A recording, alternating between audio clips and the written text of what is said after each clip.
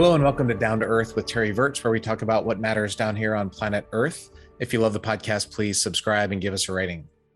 Today, I'm going to do another kind of out of the ordinary monologue podcast where I am going to talk about what's happening in Ukraine and some of the issues that we're facing there. And so let's just jump right into it. I want to talk about the disinformation war, what's happening in Ukraine today, and just how difficult it is to open your mind to the possibility that your tribe is wrong. And I talked about this a few weeks ago, but this problem is just growing and growing. There's a lot of bad things happening. So I really wanted to talk about this again. And in my own personal journey, I'm open to critiquing what America does wrong, what our military has done wrong in our wars, problems that we have here in the country. People always ask, like I've said before, how did spaceflight change you? And I used to say I'm less of a black and white kind of guy, can see different shades of gray. But I think the real way it changed me is that it's opened me to seeing things that I held deeply beliefs, my deeply held convictions from before. I can now see them, I hope, in a much more objective, stand back, arm's length way. And that is something that I think is a great skill for everybody in the world, and really think about that for your own life. How do you look at the things that you have just believed that to be true for sure? Are you really sure that they are? And it's important that we all open our minds to the possibility that our tribe is wrong. And I use that term tribe, mean your nation or your team or your group or whatever group that you're associated with. It's a really, really hard thing to do. And it's really important that we can do that. And so what's happening in Ukraine, there's no room for shades of gray here. There's no middle ground. Either Vladimir Putin is right, or every legitimate news organization and European government and North American government is right. They can't both be right. They're not both partially right. So let's just hypothetically walk through the case that Putin is right.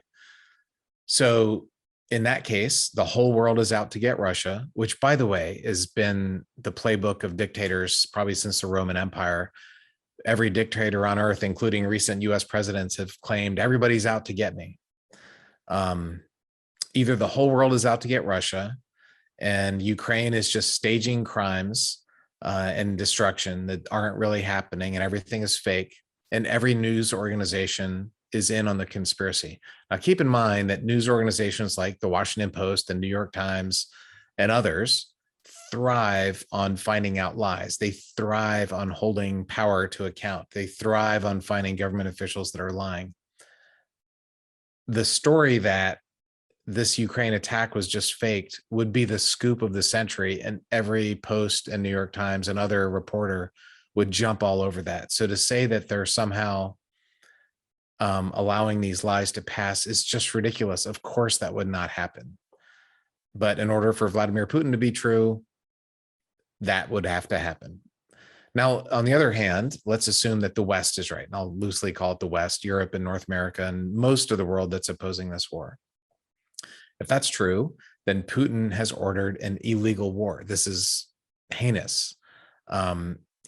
He's just wanting to extend Russian influence over Ukraine. He can't stand the fact that Ukraine wants to become European, wants to join the European Union, wants to have Western values, and doesn't want to be part of Russia. That's not a hard step to take. You don't have to take a leap of faith to believe that that's true, because Putin has said so much. He really wants Ukraine in the Russian sphere of influence. If it's true that the West is right, then Putin has ordered his army to attack not only the Ukraine military, which is illegitimate, but when they failed in that effort spectacularly, he thought it would be over in a few days, and the Russian army just got stopped immediately. After that, he's ordered them to kill Ukrainian civilians, to order a scorched earth campaign. And along the way, thousands and thousands and thousands of Russian military and soldiers have been killed. It's either one or the other. And to believe the other, to believe that Putin is in the wrong, is to believe that he's just doing the same exact thing that he's done time and again. He did this in Grozny when his forces got blocked. He just destroyed this city, killed civilians. He did it in Georgia went after civilians. He did it in Donbass in 2014 in Ukraine. He did it in Syria, completely pummeled and destroyed and killed civilians in Syria. This is how he works. This is his MO. So it's not a huge leap of faith to believe that that's true. If the West is right and Putin's wrong, you have to acknowledge that Putin has ordered a massive disinformation campaign, filling social media and filling the airwaves in Russia with lies. They're not partially true. They're not, maybe this happened, maybe the Ukraine's wrong a little bit, maybe Russia's wrong. It's that Putin is lying.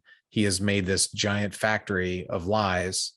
That's what you have to believe if you believe the West is right.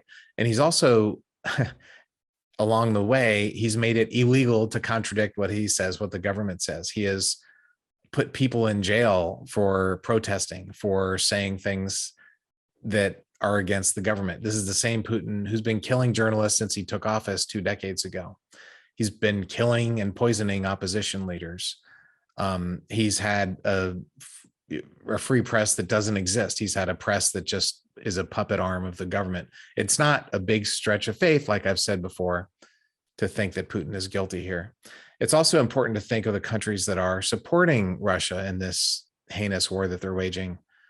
Belarus, Eritrea, North Korea, and Syria, I think, are the only countries on earth that are supporting Russians. So a lot of times you can tell the character of a man by the friends that he keeps. And this is the character of Vladimir Putin.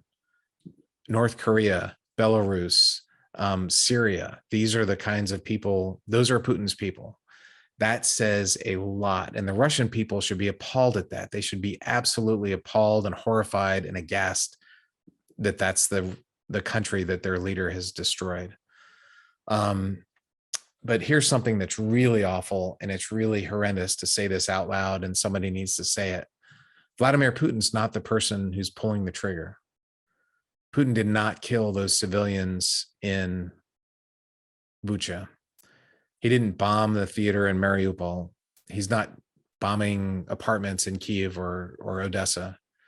These are Russians who are doing this. These are also probably mercenaries. He's brought in Chechens. He's been offering Syrians $7,000 to fight on the front lines. He's brought Russian recruits from the far east of Russia, who are more Asian than European. But these are not Vladimir Putin who's doing the killing. These are actual Russian army members who are killing civilians. And that is horrendous. They're dropping bombs from their MiGs. They're pushing the button to launch rockets and artillery. This is something that the world needs to come to grips with, that there is a culture that allows such a large army of hundreds of thousands of people to commit these atrocities. What is it that allows that to happen? The crime is so dramatic and it's such a large scale. The world's going to have a really difficult time coming to grips with this and forgiving Russia for a very, very long time. The scale of this crime is huge. I think the one potential saving grace for Russia and its people, and what I love my time in Russia, and I love the Russian food and culture and my Russian friends, I love them. But man, the world's going to have a hard time forgiving this atrocity in Ukraine unless they rise up, the Russian people rise up and kick Putin out and demand that he leave. Was that going to be hard? Yes. It's going to mean jail time. It's going to probably mean death for a lot of people. But Russia has a monster as its head, and what we're seeing in Ukraine is horrendous. And he's threatening nuclear war. I mean, we can't just allow this to go on forever. When you think back to World War II, were the German civilians who allowed Hitler to come to power and allowed him to stay in power, did they bear some of the responsibility for what the Nazi soldiers do? I think yes. I think most people would agree that, German civilians did not rise up. And this is a case where there's not multiple sides. There's only two sides. You're either for me, you're against me. You're either for Putin or you're against him. If you're not against him, you are supporting him tacitly. I want to talk about two incidents that have happened recently that have just set the Russian propaganda machine on fire. The first one is the Mariupol hospital, this horrendous bombing of a hospital. There's this famous picture of this pregnant lady bleeding on a stretcher. Unfortunately, she died and her baby died. The Russian propaganda initially came out in full force and said that it was faked and staged, which was ridiculous. And that now that's obviously not true. So now the Russians have changed their mind or their tune. And there's one of the other pregnant women there, apparently he's famous on Instagram, and she's saying that she didn't hear any airplanes and she didn't hear any missiles and she knows what they sound like. And so they're saying now that the Ukrainian soldiers were forcing the women and children hostage. They were holding them hostage, forcing them to stay in the hospital. And there's an implication that somehow the Ukrainians blew up that hospital. That's ridiculous. To have changed your tune so dramatically from crisis actor to the Ukrainians did it. That's just insane. And then there's been implications that they were hiding artillery there, so it was okay for the Russian airplane to bomb it. So which is it? Was it a fake attack? Was it a Ukrainian staged attack? Or was it an okay attack that you were justified because they were hiding artillery there? The propaganda machine has been all over the place on that, and they're just lying. That's not true.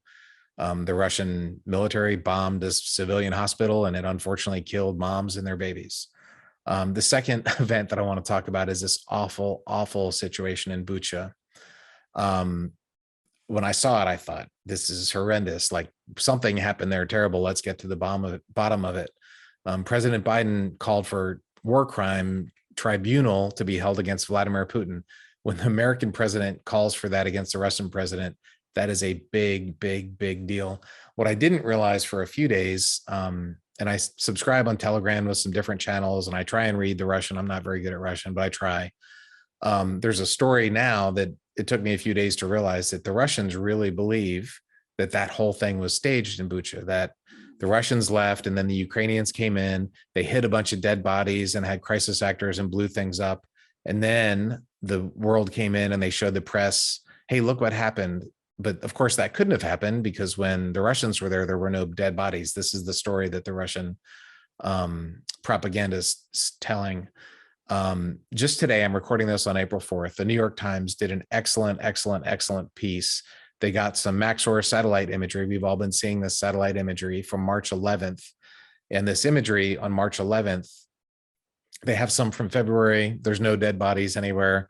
And the imagery on March 11th clearly shows dead bodies on the streets. And then when the Ukrainians went in a few days ago, they kicked the Russian army out and they went in to liberate their own city, and they were filming it. And the first guys driving in had a cell phone camera. They were just filming it.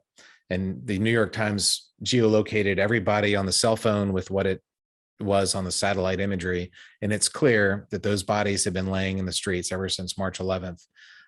Look on the New York Times. It's a great article. It's a great piece of reporting. It's horrendous. It's about these civilians that were horrendously killed, people on bikes and with their hands tied. It's just horrendous.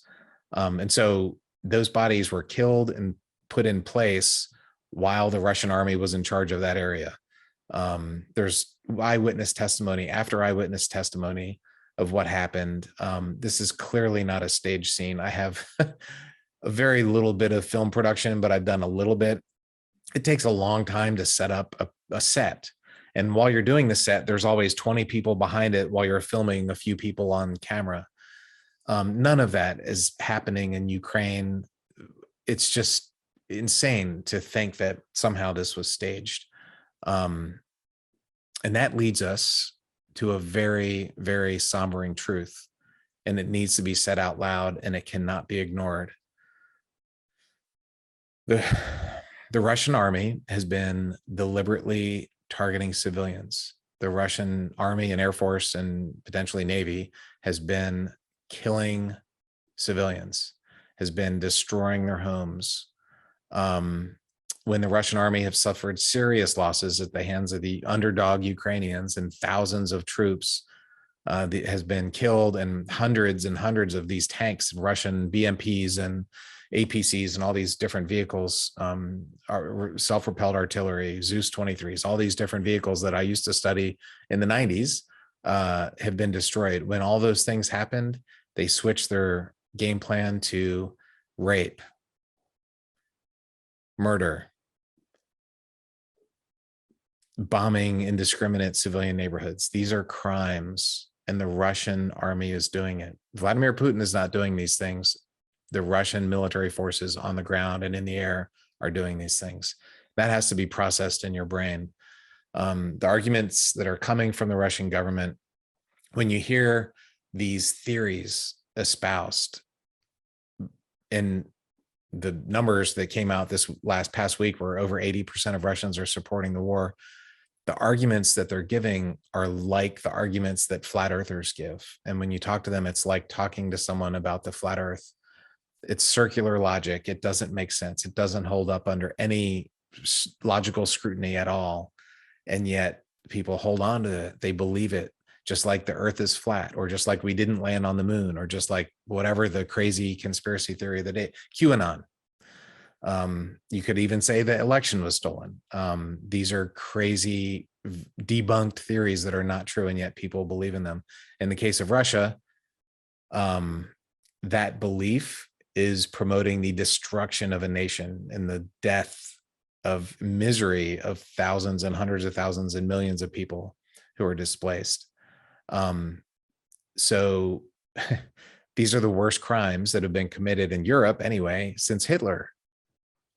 And the damage to the Russian image and brand will be lasting. This will remain for generations. The shame that is falling upon Russia and its people will be around for generations unless there is an uprising, and unless I'm speaking to Russians right now, unless you take control of your country, the shame will be generations and generations before it's gone. Of course, that shame and the difficulties that Russia is going to have is nothing compared to what's happening to Ukraine. But it's the Russian people ultimately. It's not Vladimir Putin. It's the Russian people. You could kick him out that are responsible for what's happening in Ukraine. And there's only two sides to this crisis. Like I said, there's no middle ground. You can't say, I don't like war, I'm for peace, but both sides are lying. Both sides are doing bad things. There's Nazis in Ukraine. They're committing genocide against Russians. They're staging things. You can't have all these ridiculous lies. Either the man who is the master of lying and has made free press illegal, either he's lying or the entire rest of the world is lying. There's no middle ground here. And folks, I know it's hard to be brutally honest about your tribe. It's hard for me to be brutally honest about some of the things that America does sometimes, but we're not talking about civil rights in the 60s now. We're talking about what's happening in Ukraine in the 21st century. And you need to be very, open your eyes wide open about what's going on there, because the more that Russia ends up killing and destroying Ukraine, the bigger that hole that you're digging yourself into. And in the future, here's a very sobering reality for Russian people. The only friend that Russia is going to have in the world, quote unquote friend, is going to be China. And that's not going to be a relationship of friendship. That's going to be a relationship of servant and master. They are going to be the only meaningful partner that Russia will have going forward. And that is a partnership that you don't want to be a part of. It's time for Russian people to make things happen and make things change before this turns into a nuclear conflict, which is a very real possibility. In that, there will be no winners.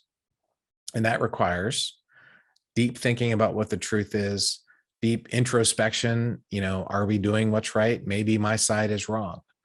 And if it is, then it's time to do something about it, because the world is going in a very bad place and this disaster in Ukraine needs to stop.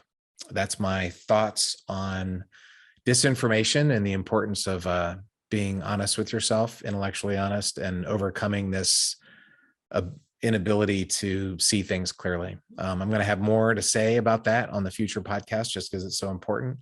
But until then, again, if you like the podcast, please subscribe. Keep on coming back for more. We're going to talk about lots of different things. I've got some cool guests coming up, but the war in Ukraine has definitely been on my mind.